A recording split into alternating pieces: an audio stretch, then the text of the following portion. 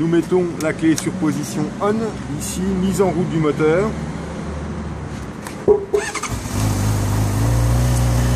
Vérification de l'extinction de tous les témoins d'alerte au tableau de bord, c'est le cas ici. Et vérification du bon fonctionnement du coupe-circuit. C'est OK.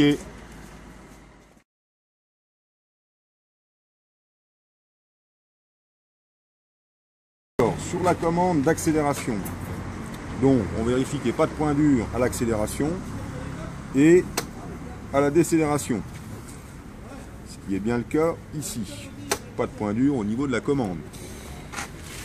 Concernant la commande d'embrayage, donc on va vérifier que le câble ici soit en bon état, c'est-à-dire pas effiloché. Donc là c'est bon. Et on va vérifier qu'on a bien une garde de 5 mm ici. Donc la garde de 5 mm, c'est le débattement ici, avant que la commande tire réellement sur le câble. Donc ici c'est bon, on a bien un débattement donc de 5 mm.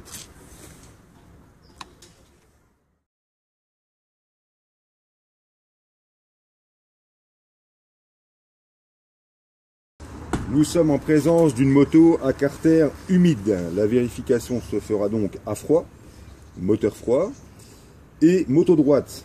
Moto droite ou sur béquille centrale si la moto en possède une. Dans le cas d'une moto avec un carter sec, il faudra qu'au préalable la moto ait tourné 2 minutes. Donc le contrôle du niveau d'huile se fait simplement ici. Donc nous devons être entre le minimum et le maximum.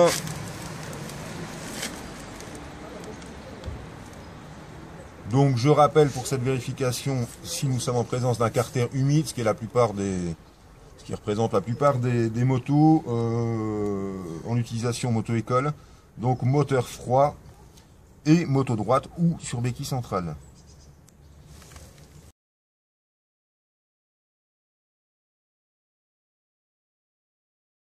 Nous sommes en présence d'une transmission par chaîne. Donc nous allons contrôler la tension de la chaîne ici, c'est-à-dire à égale distance entre le pignon de sortie de boîte de vitesse et la couronne arrière qui est ici, donc au milieu.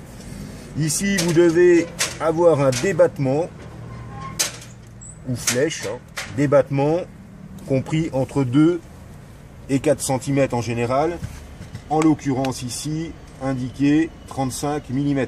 Donc on vérifie le débattement de la chaîne qui doit être compris entre 2 et 4 cm.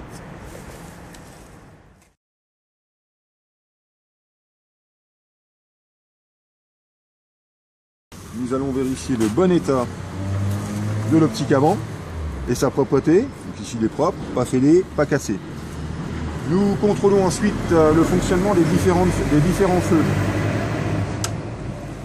Fonctionnement du feu de position ici, donc qui fonctionne.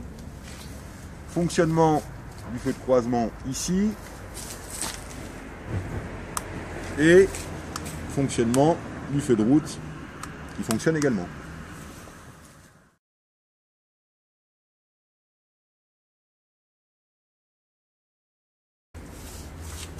Donc, nous allons vérifier à l'avant et à l'arrière le bon état des indicateurs de changement de direction. Donc propre, pas fêlé, pas cassé pour les 4. C'est bien le cas ici.